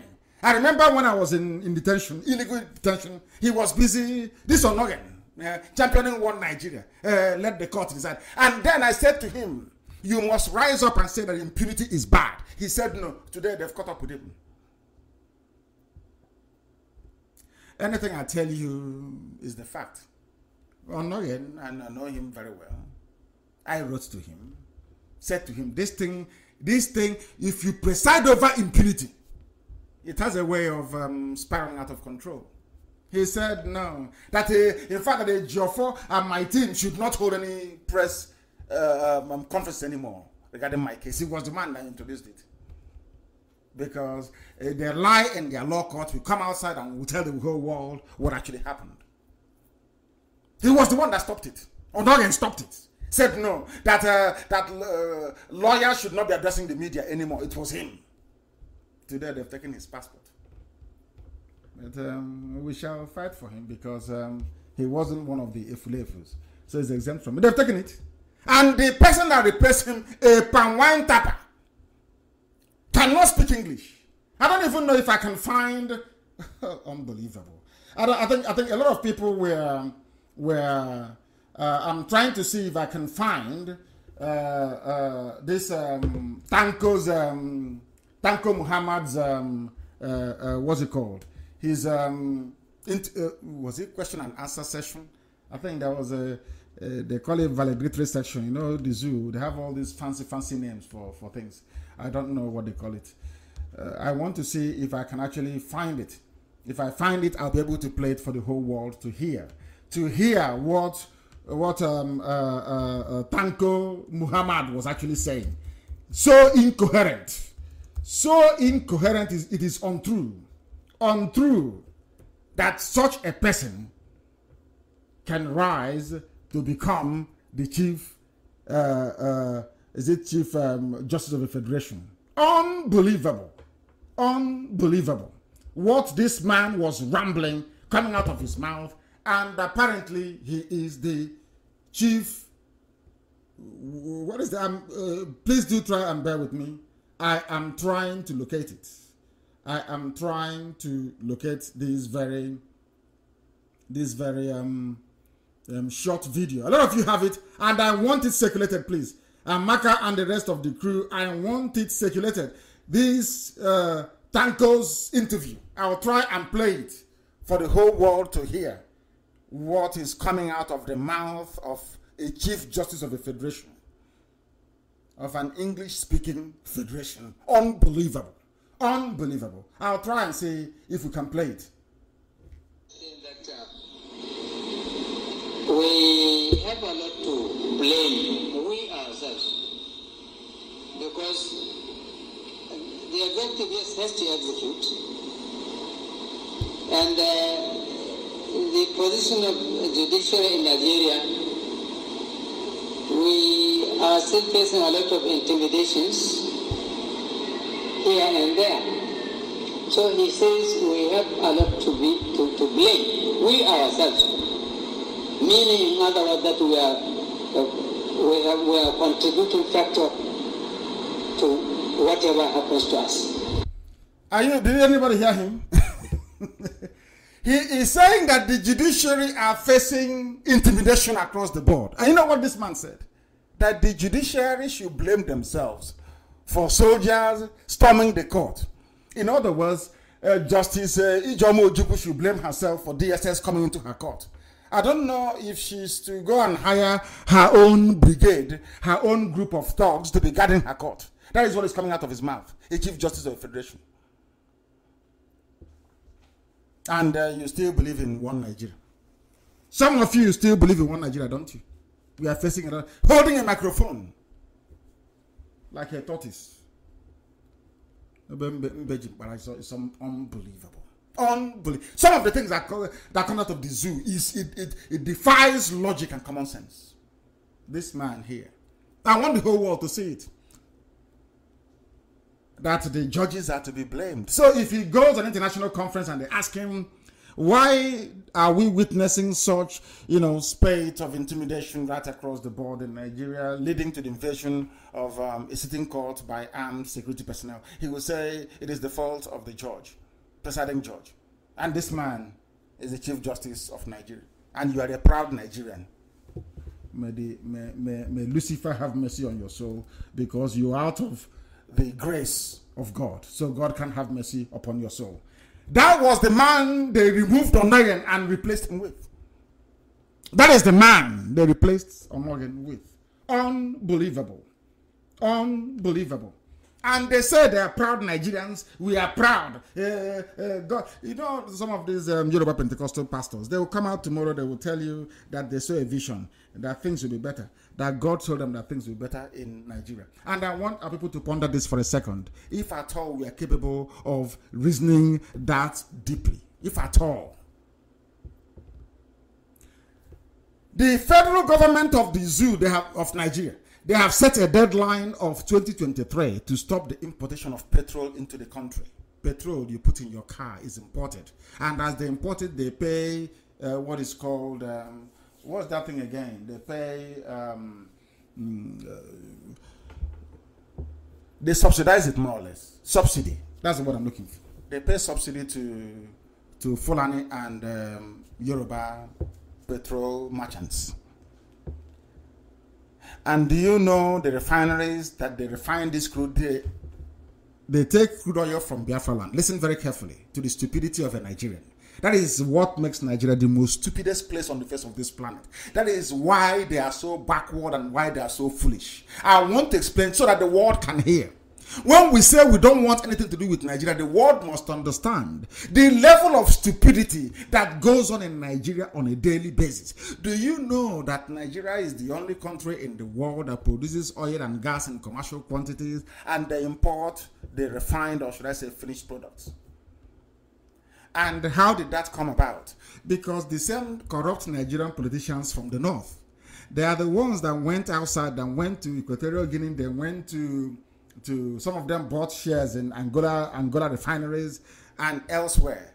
They take the crude oil from Biafra land, they ship it out on a ship, and then they refine it and they bring it back, creating employment in other places but on their own. And you hear them talking about unemployment, youth unemployment, graduates not being employed. How can they be employed when you refine petrol abroad? And meanwhile, you have Kaduna refinery, you have Warri refinery, you have one in Iguacha, and I think you have one in One. I'm not too sure. They have 4 refineries. None of them is working, but it's the so-called giant of Africa. Even the raw material that comes out of the ground, to refine ordinary petrol, they cannot. And they want a seat at the UN Security Council. Look, that is how foolish your average Nigerian is. That is how hopeless he or she is. There is no shame. The funniest part is that your average Nigerian has no shame. There is no shame whatsoever. The crude oil comes out of the ground. simple technology that anybody anywhere in the world can do, which is to refine petrol. They send it abroad. That is a symptom of an imaginary republic. Such level of failure can only characterize a country ruled by a Fulani person. That is no other way to describe it. There's no other way to describe it. Very, very sad indeed. That is how sad it is. They are going to stop the imposition. They are not ashamed of themselves. 21st century. Not ashamed of themselves. Not ashamed of themselves. This is one Nigeria. Let's be, you can see institutionalized stupidity. Once you become a Nigerian, institutionally you become a very stupid person. So reason becomes impossible. Absolutely impossible. You can no longer reason. I keep harping on this thing all the time about reasoning capacity. Without reason, you're an animal. And that's why I call Nigeria a zoo. They cannot reason. They can't reason. Oil is coming out of the ground. Your graduates are leaving universities without any prospect or hope of getting meaningful employment. The biggest resource you have, you ship it abroad, then refine it and bring back the petrol. And those doing this illegal business, so to speak, you pay them subsidy, running into billions every month. And you are in one Nigeria, all happy together. Do you see how heavy your stupidity is? We tell you, that is why they grumble behind our backs, but they can't do anything about it. Absolutely nothing. Absolutely nothing. And someone have now struck. They've said the countries without oil are doing better. According to IMF. IMF said there are countries without oil that are doing better than Nigeria. Why are they doing better than it? Because they can reason. They have common sense. Their thinking faculties are functioning. Their thinking faculties are functioning. The International Monetary Fund on Thursday, only Thursday, a few days ago, said that oil-dependent economies like oil, the only thing they know is oil. That is why Buhari, when he was alive, Minister of Petroleum, oil, till today, they are holding on to oil. A Fulani man has to be the N.M.K.C.A board chairman. That is all they care about. Because they cannot use their brain to manufacture anything. If you say to them that the same Japan they went to begging for investments from Japan, that same Japan has nothing. No coal, no oil. And on top of it, Japan is suffering from earthquake issues, so to speak. When you say to an average Nigerian, I say to my Yoruba brother, I will say Oduduwa brothers, you can even survive without oil. They don't understand it. Because all their lives, all they know is oil and gas. Let's sell it and import everything else that we need. A rentier economy. Economy of lazy people, run by lazy people and for lazy people. IMF have said it. There are countries doing better than they have no oil. And I keep praying to Chukwokika Biama every day. Can't you dry up this oil? Because that day they will leave. Take all this oil you've given to Biafra. Take it and leave, so these vandals can leave us alone. All they know is oil. Lazy people. That is why when they see our industry, our hard work, they bring envy into it. They took our oil, they took our gas, they impoverished us, but we are still being blessed. Despite all of their envy and jealousy, we are still being blessed on a daily basis. Anything we touch, of course, turns to gold. We still retain that Midas touch.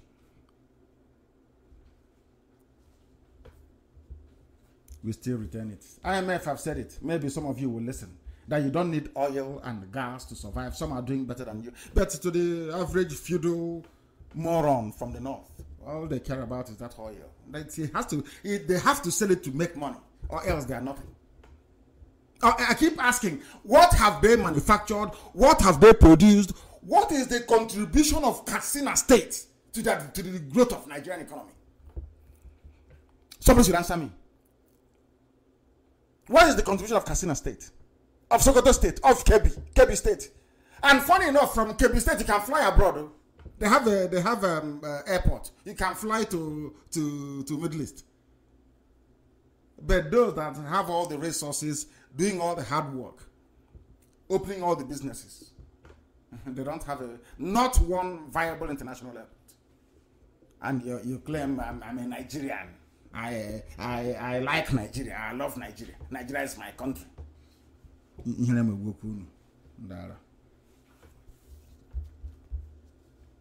And in the midst of all this nonsense, the truth is being told every blessed day by Aisha. But you know, we are black now. We are Africans. It goes in through one ear, it disappears through the other. Nobody pays attention. Nobody listens. Nobody wants to reason. Nobody wants to contemplate the fact that what Aisha is going through or passing through is real. This is not what we are making up. This is what is coming from the Zoo media.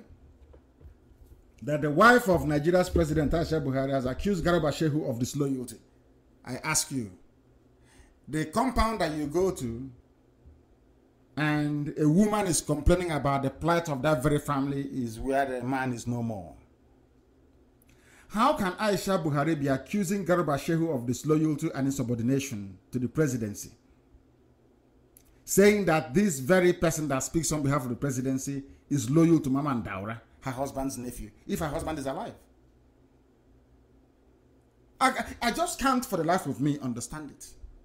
I don't understand it. And there is a statement from here which I'll try and read out later for the whole world to know what your so-called average Nigerian is being forced to live with out of fear and cowardice, because they are cowards. They can't do anything. They cannot challenge those who are oppressing them. They cannot rise up to say that enough is enough. Only to be on social media sometimes, very few, handful of them anyway, yapping rubbish. This is a direct quote from Aisha. He has shifted his loyalty, this is Garba Shehu, from the president to others who have no stake in the compact that the president signed with Nigerians on May 29, 2015 and 2019. Mrs. Buhari said in a statement, it's her own statement. To make matters worse, this is Aisha Buhari. Mr. Shehu, that's Garba Shehu, has presented himself to these people as a willing tool and executioner of their antics from the corridors of power, even to the level of interfering with the family affairs of the president. The wife of the president saying, they claim the president is alive, their president is alive, the Major General Buhari. And the wife is telling the public that a man is meddling in the affairs of her family. There is also a saying where I come from. I don't know how I can translate that into English. It is pathetic. Now you know the reason why Africa is poor. Anytime I point these things out, is for you to change. The way you reason is flawed. Your reasoning capacity is flawed. Aisha is telling you that somebody is interfering in her family affair. And you're telling me that her husband is alive. Is that what you're trying to tell me? Every clue under the sun, she has given you people. But will you ever learn from it? They are Nigerians. They never, ever learn. Now, Aisha is her husband's spokesman. And when a woman becomes her husband's spokesman, you know that the man is no longer available. If her husband were to be alive or is still alive, why would she be the one to complain that bad people have taken over the country? Why would she complain that somebody is meddling in her family affairs? Why would she be locked out of her quarters in Aso Rock?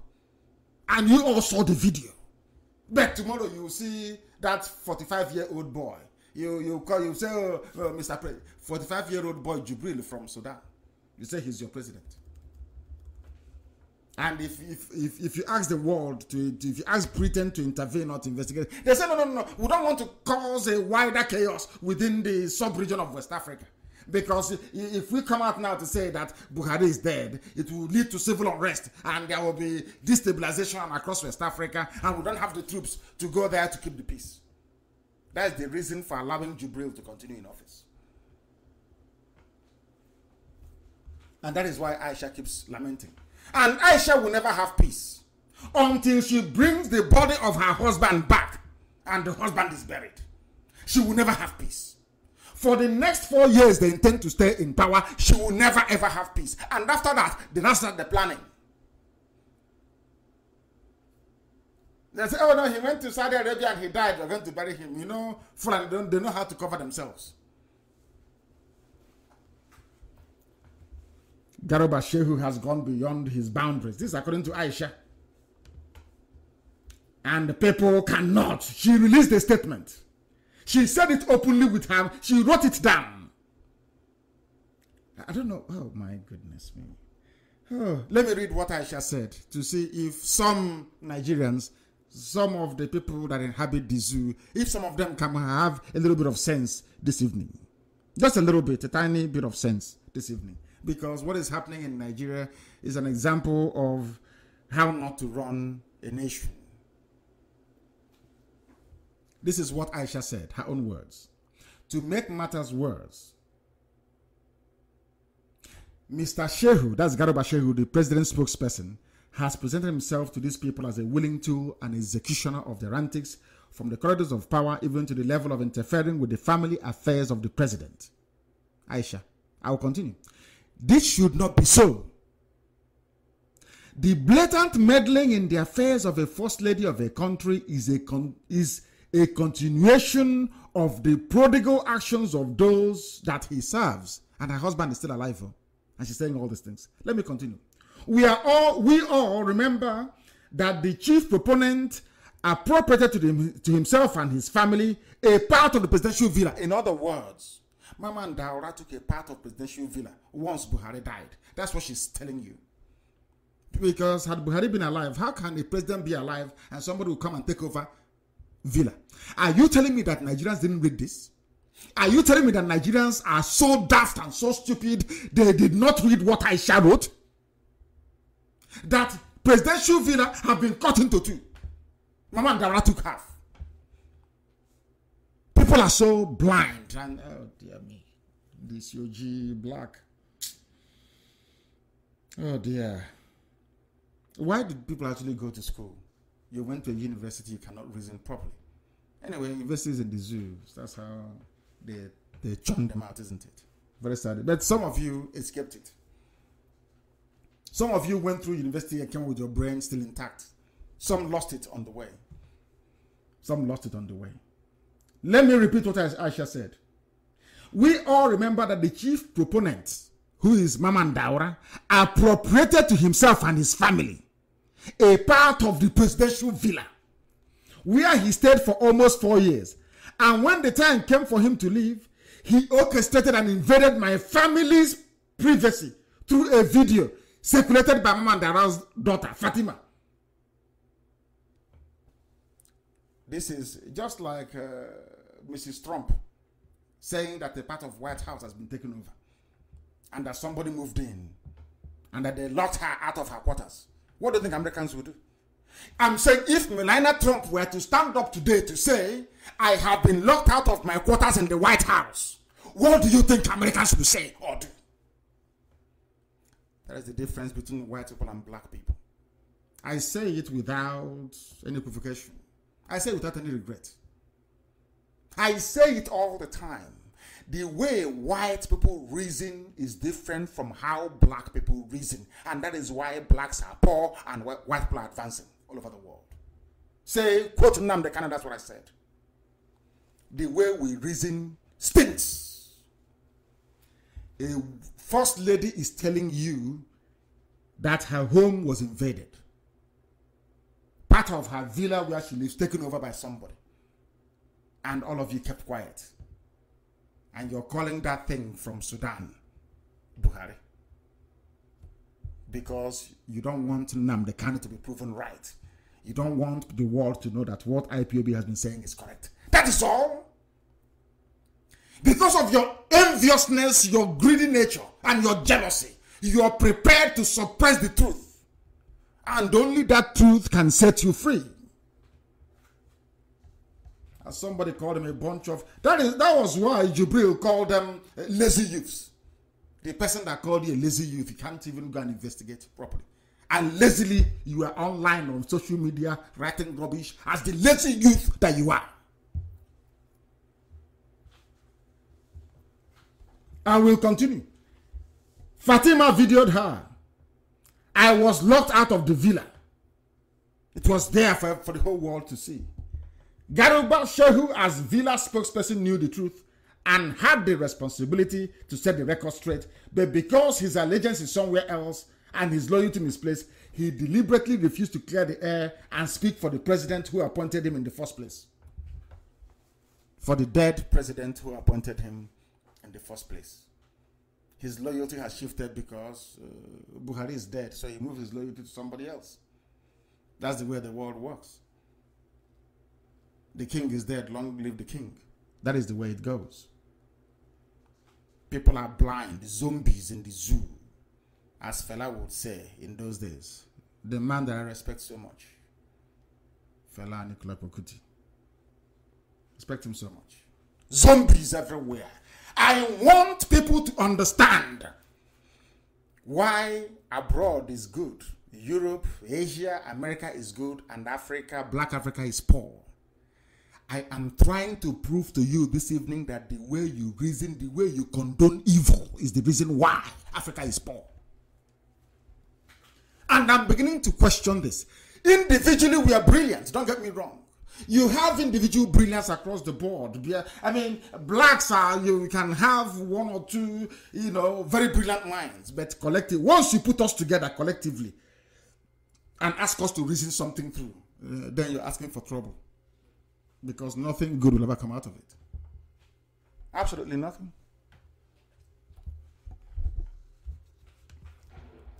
Aisha is telling you that the husband is no more. It's no more. But some of you will not be able to listen. She is saying, Garba Shehu needs to understand that this kind of behavior will no longer be tolerated. Why she signed it First Lady, Federal Republic of Nigeria. And some of you are still saying, Mr. Buhari is coming to Abakaliki. Mr. Buhari is in Ondo State. President Buhari is off to Egypt for another meeting. You can fool those fools. You cannot fool IPOB. You can't. They know they can't. We know he's a Jubril. You can put all the plaster on his face, all the makeup, all the fancy work you do to him to make him look older. But he's a young man. We have segregated his picture.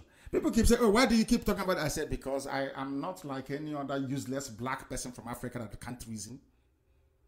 People who follow my club, Liverpool, who I've been supporting, by the way. I support Rangers Football Club. Don't get me wrong. My first club is Rangers Football Club of Enugu. That's the people I support. In those days, I used to support Spartans, when the great Spartans, before Iwanyan took it over, and I stopped supporting them.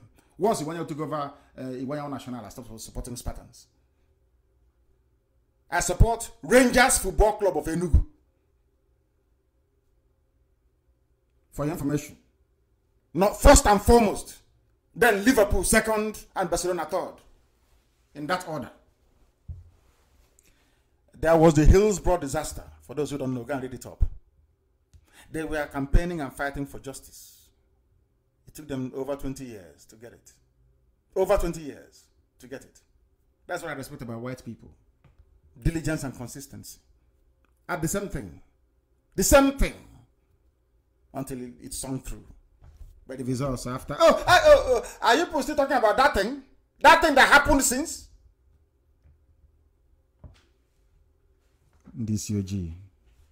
Black people. I'll keep saying it until you have. I don't care if you're upset. If you're not, that is entirely your business. If you're upset, go back and think about what you've just heard. And change. And change. The woman came out and said, I no longer have pillow talk with my husband. I no longer have the man does not sleep with her anymore because the man is no longer there. Every clue she has given zoo animals, but they cannot reason things through. No brain in the zoo. No newspaper or television will say, let us go and carry out a research. There was that Yoruba girl they gave money to that used to work for Sahara Reporters before. They said there's a fact check. And when we investigated who was doing the fact check for AFP, it turned out to be a Yoruba man. And I was wondering, why is it that CNN doesn't cover Biafra issues? Until I discovered again that the correspondent that they have, who is now writing about Showore and what is happening to the zoo, the dictatorship of the Fulani cabal, because it's now affecting them, are Yoruba journalists. So no matter what happens, as long as the person is a Yoruba journalist in the zoo and it has to do with Biafra, they won't write it. I just discovered. But I'm asking them to go and do their own investigations. Ask yourself, why is this woman lamenting that my husband does not sleep with me on the same bed? She's only giving you people clues to learn that, to understand that Buhari is no more, but you will not learn. I don't have intimate conversations with my husband in bed. What else do you want her to say? To come out in the open and say, oh, my husband is no more, then you believe her. You know, I keep referring back to how we are raised in the village. You know, the stories we are told under the moonlight in those days. When you asked for clarity or for clarification of something that appears confusing to you, they ask you to count your teeth with your tongue. They will never give you a direct answer. Just say, use your tongue to count your teeth. Then you will go back and reason things through. But that, it seems, is lacking in the zoo called Nigeria. And it is our job to expose them, including the death of the 71 soldiers they killed. And we have done so, and we shall continue to do so, because IPOB is founded on truth. This platform, Radio Biafra, shall continue to preach the truth, and nothing but the truth, until Biafra sovereignty is restored and beyond. My husband does not sleep with me. First Lady Aisha laments. It's everywhere. So, what else are you? These people. Zoo.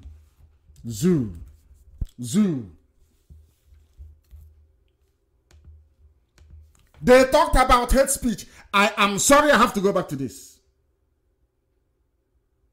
Because the North feels that they are the only ones that have this monopoly over violence and the killing of innocent people.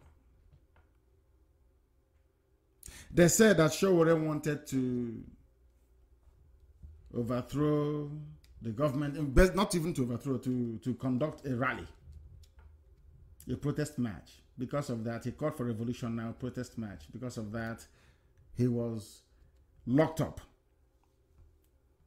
which we continue to campaign for his release. And he will be released, of course. It's only a matter of course, he'll be released. And when he's released, as I keep saying, he will become the face of Yoruba nationalism. Now he's realized that he cannot fight for Nigeria. He will become the Yoruba leader when he's released. That one is sure. It may take time, but he'll be released eventually. He will be released. Jonathan went to the north and a mob attacked him. They burnt his posters. The army did not open fire. But if it is in Anambra, Obiano will tell them to open fire on ordinary people. That goes to show that there is something fundamentally wrong with us. There is inconsistencies everywhere. And we are the ones giving the Alamajiri from the north the impetus to do as they like. To do basically as they like. And that cannot and will not continue. It will never ever continue. In 2012/13, I preached on Radio Biafra, as I alluded to earlier during the start of this program, that the shortage of electricity, let me repeat very slowly so people understand me. The shortage of electricity in Nigeria is due to a deliberate Fulani policy to impoverish everybody. Fulani believes in the poverty of the masses. That is the only thing that sustains a feudal system. The type of governance they practice in the north, where the emir will sit down doing rankadede from morning till night, depends on the people not going to school and not being able to fend for themselves. So that if you feed them and ask them to do something, they do it. They brought that very model to the south, and they have succeeded in inculcating that in us. That is why you see somebody standing up in a village and shouting that, oh, that's our brother, he's in the House of Reps, so we'll do whatever he says. And that is why some idiots also in Iguacha was told, one or two people went to IPOB family meeting and asked the meeting to dissolve because IPOB embarrassed B.L.M.K.C.A in Spain. And I also heard that or read that some people calling themselves whatever name is saying that IPOB should not harass Amechi again. And I wanted to ask them if Amechi is not Igbo. If the name Amechi is a Zamfara name. That is, our people have become so confused in southern Biafra that they call South or Niger Delta that I begin to feel sorry. And an average Nigerian is foolish, I know that for sure. But the stupidity of some people from the so-called South or Niger Delta is worse. Markedly worse. And I don't know what to attribute it to. I'm still trying to figure out what could be responsible for such level of idiocy. Fashola that said, when APC were campaigning before, APC said there will be 24 hours electricity. Today, Fashola said that we have surrendered. Only a magician can fix Nigeria's electricity woes. And I tell you this. There are those that sell generators in the zoo. There are countries, very powerful countries that manufacture generators. There are also those that make a lot of money by selling those generators. There are those also that see it as their duty to ensure that everybody is poor. So once they are poor, you can control them. So if there is no electricity, it is also good for the Fulani feudal lords in the north. All these forces coalesce together to make sure that you will get no electricity. As simple as that. But because some of you are Nigerians, you will not in a trillion years. You will, oh, it's up NEPA, down NEPA. NEPA is doing this. No, it is not. The problem is far more deeper than that. The Fulani do not want constant supply of electricity. Because if there is constant supply of electricity, the economy can be grown. People will find jobs. People can no longer be purchased easily. The conscience of the people can no longer be bought over by corrupt politicians and the leaders. That's why they don't want electricity. That is all, nothing more, nothing less. But some of you will never understand this. Not in a billion years, you'll never understand it. But every year, the same problem. The same problem every blessed year. Every year. Public inquiry after public inquiry. Nothing will ever happen. Because Nigeria is not meant to be one. Everybody should be on their own. Biafra should be on their own, sorting out their own electricity problem. Everybody should be. So let us see who has the capability of advancing or regressing. Let us be on our own. Let there be a little bit of competition. Everywhere else in the world, even within a country, regions compete. Even in Germany, regions compete. Some are known for making cars. Some are known for making electrical products like washing machines and dishwashers. Others are known for... You must be known for something. What are the Alimajiris in the north known for? It's only to embezzle money. You're saying Ojus Okalu is corrupt. And you people are not. So you people are not corrupt. And we know what we're waiting for. Once that happens, then we'll see what will happen to them. Everybody corrupt in the north. The whole world will know. Wherever we see them, we'll arrest them and hand them over to nearest authorities for prosecution. Since you're fighting corruption. It's only the Igbo people you want to fight corruption with. Your own people are not corrupt. Alamajiri and their useless sense. They keep buying transformer everywhere. They cannot fix it because it's gone. Gone and gone and gone for good. And as they are running you down, they're taking over your land. We won't allow foreigners chase us from our ancestral lands. Autumn speaks. He's fighting Ruga, fighting Fulani invasion. They have given them carte blanche, given them express permission. Come, as I warned here on Radio Biafra a few months ago, that they are coming through Ghana. I know the woman responsible for ferrying Fulani terrorists into the zoo called Nigeria. They want to take over the South. But you will not listen because you believe in one Nigeria. And it will consume you like it consumed Zeke. Anybody that feels that Nigeria is theirs should look at Ojo Zokara and see what became of him. He was fighting for one Nigeria. Look at where he is today. There are people who are more corrupt than himself. All over the place in the north. Who are the chief corruptor, if not the Alamajiri from the north? They tell you, as you are shouting one Nigeria, they are jailing your own people. You are busy shouting one Nigeria. Let's keep Nigeria one. Hey, we are fighting corruption. The same thing I want what they did to Hausa people. The same thing today was what they did to Hausa people. We are fighting corruption. We are fighting corruption. Hausa peasants helped them to eradicate their culture and their way of life. And today they only have Fulani feudal system and cattle to contend with. I like what Governor Autumn is doing, and I want him to continue doing that, to keep fighting for his people, not like the weasels we have in Biafra land.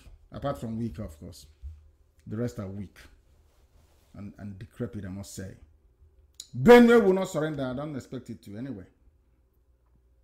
And when it comes to them abusing people, the rights of people, detention, and all the rest of it. Because I read the outcome of the ECOWAS suit that I brought in 2015, actually. That is Africa for you. When I instructed a Jofa to file that very suit, I thought I was going to an ECOWAS court. I didn't know I was going to end up in a Nigerian court presided over by a Kogi woman. And she gave her ruling. And saying I was not tortured, that my illegal detention, despite various court pronouncements that I should be free, is legal. In other words, the ECOWAS court is sanctioning arbitrary arrest and detention only from Africa and only from black people. Unbelievable. And that is the reason why this government of the cabal, led by the real president, is actually Abba-Kyari. So I'm sure all of you know this, but due to your cowardice and your fearful nature, you won't say anything about it. You all know Buhari is not there. It's Abba-Kyari. Because Buhari cannot have 50 different faces at the same time. It's not possible. Human rights abuses. Now that the world has risen because we keep campaigning every blessed day. Even today we are campaigning, lobbying the world to let them see the evil that Nigeria has become under these Fulani gangsters. They are now telling US and EU and Europe to mind their business. Mind your business to US, UK, and EU. But this was the monster that Obama, with the help of Cameron, created. These are the people telling us that stability of the region. So because of the stability of the region, they should kill all of us. And then there will be stability in the region.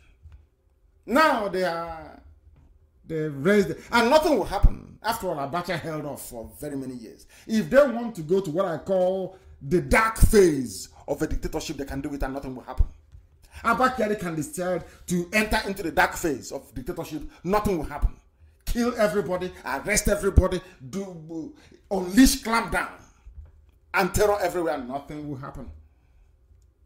Because Tony Blair will go there and they will give him some money and he will go and lobby and say, leave them, you know, those Fulanis that are very loyal to the British Empire. So leave them to be in control. We don't want those sensible people from the south to come in. these people we know from the north is better for us. Let's keep them down. And by keeping them down, they lock Biafra down. And by locking the creative potential of Biafra down, the whole of Black Africa is in darkness and in a mess. Because without Biafra, of course, Africa will remain poor forever and ever. That is a fact of life. And they know it. Funny enough, they know it. Now they are responding and saying that the United States of America, EU, and UK should mind their business. They invaded the court, they arrested Shore, rearrested him in the court of law with guns. And then they went to say, oh, that channel's television, whoever owns it can never be well with that TV station. I'm telling you the truth. Evil upon evil. Oh, that the DSS have now gone to beg the Justice Ijamojuku. They said they are sorry. You invaded the court of law with armed men and you're saying you're sorry. And you abducted Shore, a man under bail. The same way they came to kill me. But they didn't succeed. Because we have a job to do, and that job is to restore Biafra. This is Radio Biafra. The time now is exactly 9 p.m. in the blessed land of Biafra. We shall be bringing this very program to a close very, very shortly. But we must continue to teach that which is right. We must continue to teach that which is right. Some of you must know that the senators we have, or some of you have, in Abuja, have said that they will fight the menace of checkpoints in Biafra land. You also know that the House of Reps promised Chidoka, the lawmaker, the younger brother of Osita Chidoka, that they will look into it, investigate the menace of checkpoints in Biafra land with a view to dismantling them. But it's getting worse because it's a lawless regime. They don't listen to reason, legal pronouncements don't move them. They are a law unto themselves. All they need is to get permission from the Sultan, from Abakiyari to do whatever they like. We still have those checkpoints. And if you're coming back from abroad, be very, very careful. Very, very careful as to what you have in you, because they are kidnapping people. They are seizing their properties because of Biafra. But at the same time, they're recruiting Boko Haram into the army. Because you are in Nigeria. Only Biafra can save us. Only Biafra can save us. They have gone to Egypt and they have declared visa-free entry for all Al-Majri in Africa. And they will take over Benue. They will take over Ebonyi. If care is not taken, they will take over our land. And what are you going to do? You'll still be shouting one Nigeria, the same thing that the Hausas did when the Fulanis took them over. Very sad indeed. Very, very sad indeed.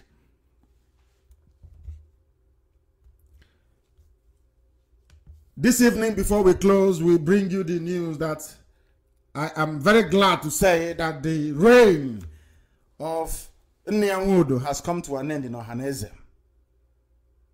Come the 31st of this month, Nnamdi will cease to be the Ohaneze President General. It will go to Imo State, and hopefully we should be able to find somebody who is reasonable in Imo State to lead Ohaneze. Nnamdi, after the 31st of December, the most disastrous and catastrophic phase of that very body will come to an end. It will come to an end. And it will go to Imo State. Let those who are coming out in Imo also understand how serious we are about who leads Ohaneze. They must be very, very serious. Because it was under the watch of Nnamdi that a farmer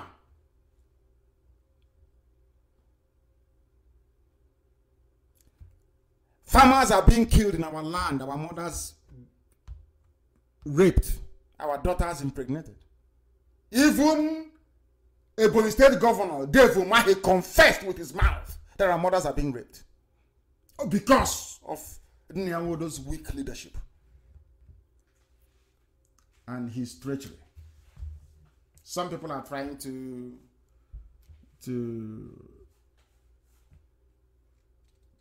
sugarcoat his accomplishments, to try to say that his reign was eventful. No, it wasn't. It was the most disastrous, the most wretched phase we've ever been through, so far as Ohaneze is concerned. As these Fulanis are in our land raping and killing, in the Middle Belt raping and killing, in Yoruba land raping and killing, a court in Abuja sentenced a 67-year-old farmer, Samson Ako. Samson, because he's a Christian. As my friend rightly said, only Christians are being jailed. They sentenced him to 3 months imprisonment for killing a cow that strayed into his farm to destroy his crops. Channels, television will not write about it. People will not have a discussion or have a phone-in discussing the injustice of this very thing that we're hearing. Samson Aku, sentenced to 3 months in prison for killing a cow that came and destroyed the crops in his own farm. A cow is now more important than human beings. Welcome to the zoo. Welcome to Nigeria, the land where cattle are valued more than human beings. More than human beings. I thank you very much for joining us this very day. But before I go, I must say this. There are some people who are in Enugu State. Anytime there is a meeting, finance meeting, and you are required to attend, you don't attend, you relinquish your position. I have the names of those that failed to attend the meeting that was called by the finance team. And as I keep saying all the time, everything to do with finance in Biafra land goes through Amarachi Ibe. No other person. Once it's Biafra and it's Amarachi Ibe, it goes through. Anything she says is what you have to do on the ground in Biafra land. We have some people that failed to attend today's meeting. This will be the last time. If it happens again, they will know what to follow. I thank you all for listening this very evening. And as usual, here on Radio Biafra is where you hear the truth. The whole truth and nothing but the truth. Because Biafra is our religion. Biafra is our own religion. And here on Radio Biafra is where we worship. Because Chukwokika Biama is our God and our Creator. I thank you all for listening from me, from here. It is good evening.